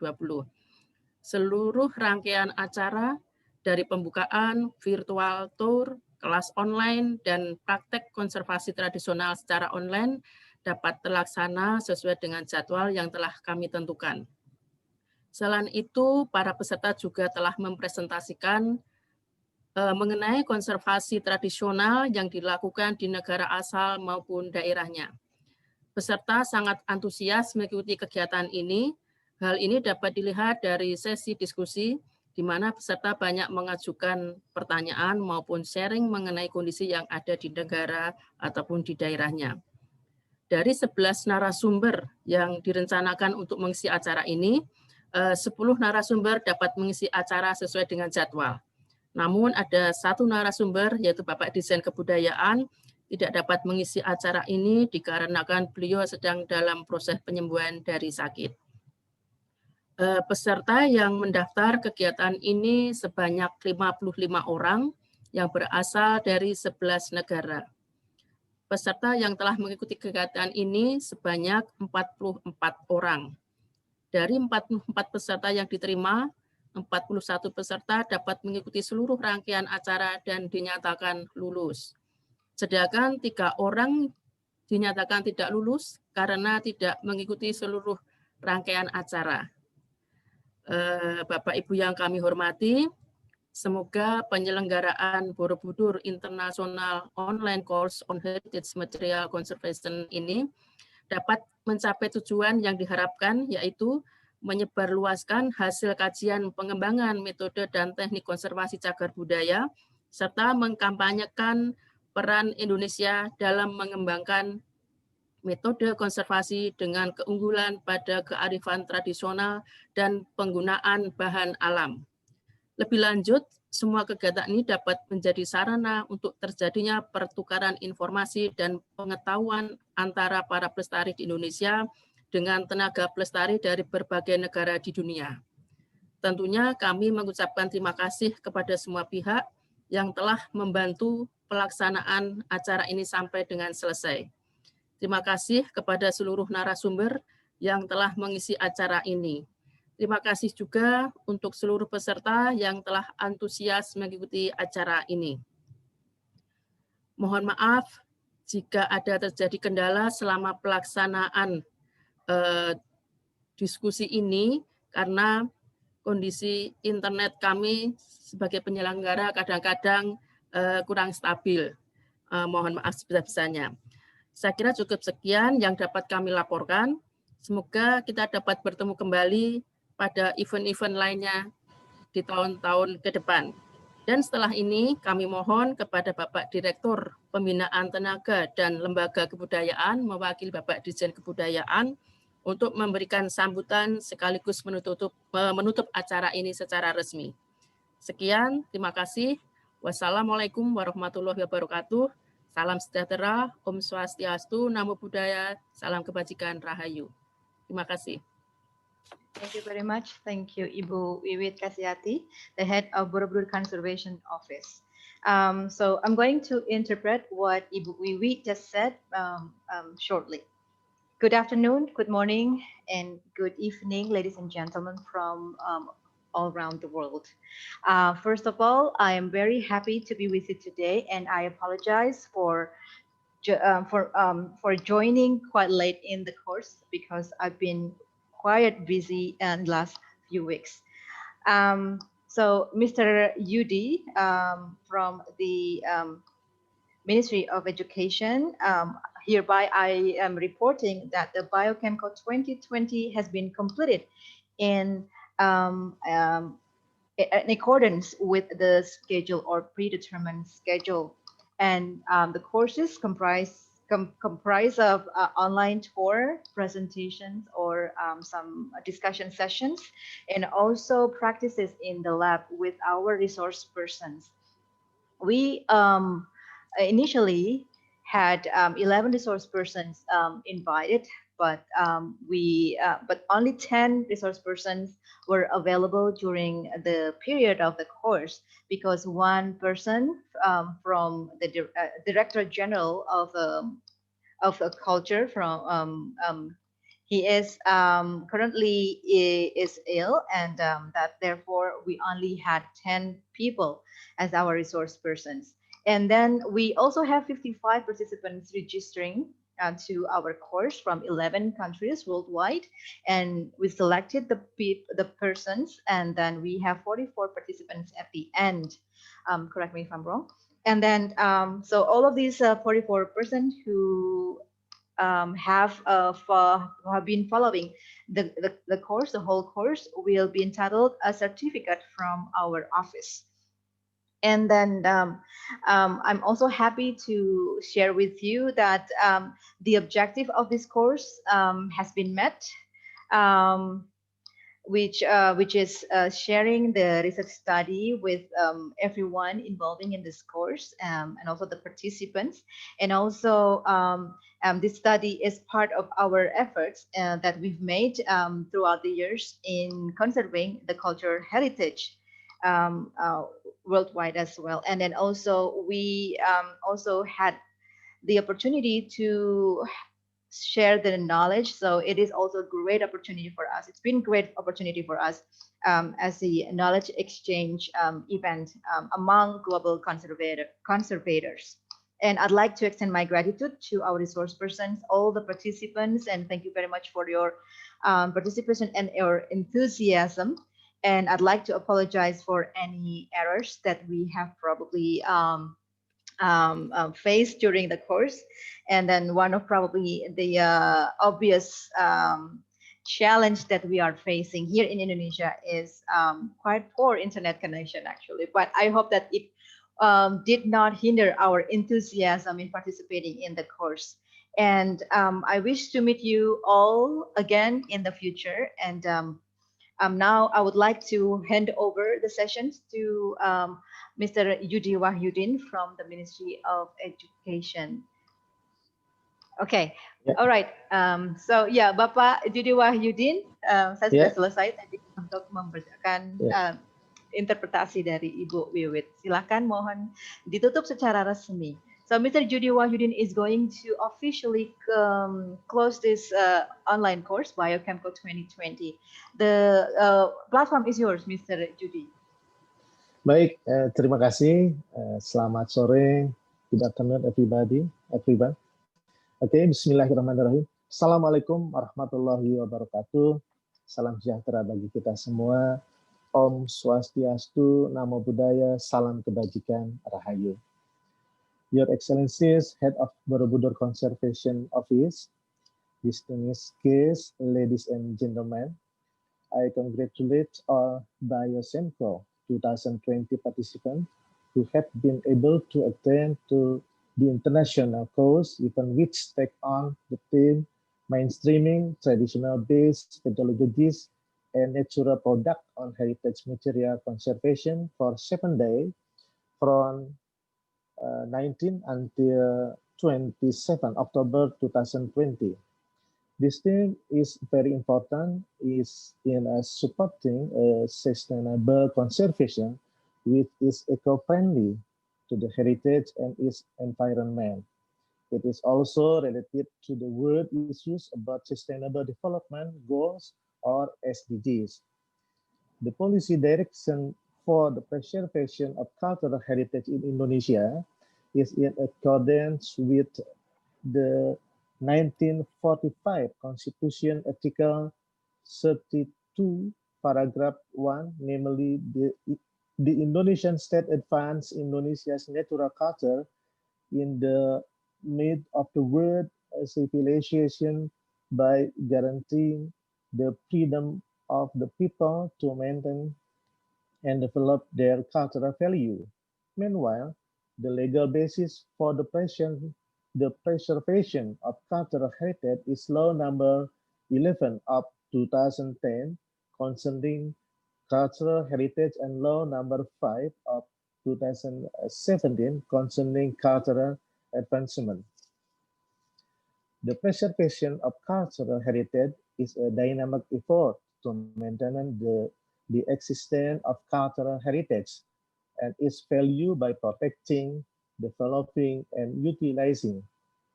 The Biochemco 2020 event organized by the Borobudur Conservation Center is related to effort to protect our cultural heritage by treating it using traditional materials.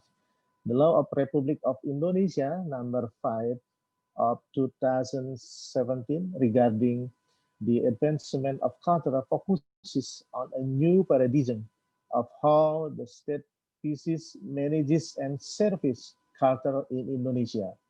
There are 10 objects of cultural advancement, namely oral tradition, manuscript, custom, rites, traditional knowledge, traditional technology, art, language, folk game, and traditional sport. Biochemco 2020 is closely related to the preservation of local knowledge and traditional technology. We can explore and conduct studies regarding the knowledge and technology used by local communities in relation to the preservation of cultural heritage. The four aspects contained in the law of cultural advancement are protection, development, utilization, as stated in the law of cultural properties. But there are one more aspect, namely coaching. The Directorate General of Culture is one of the institutions that in concern with the traditional based conservation and its enhancement of human resources. The Biochemco 2020 event is one of the efforts to improve human resources in the field of culture, especially regarding the preservation and conservation of cultural heritage, which is included in the aspect of the coaching of the law of cultural advancement.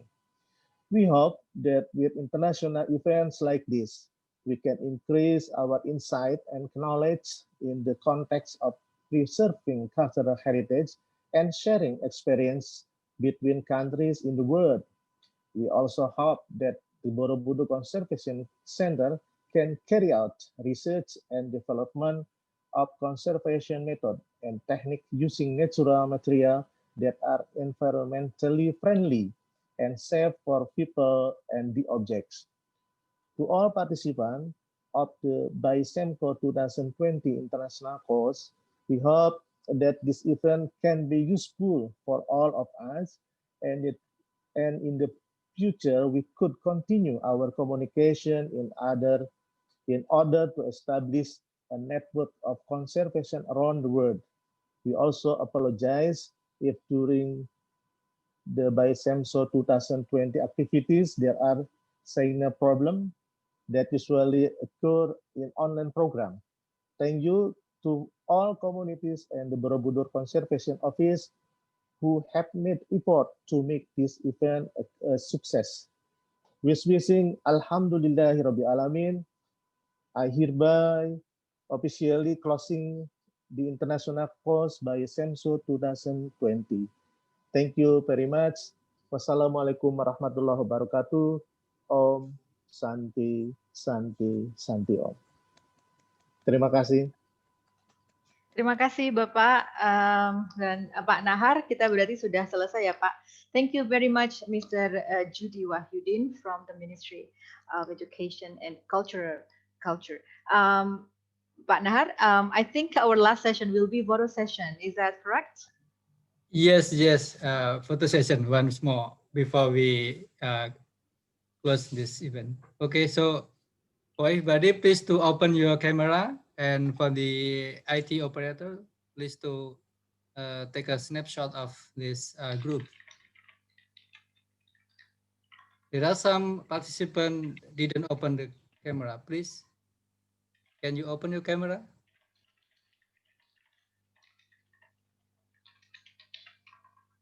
Thank you so much. Hi. Thank you.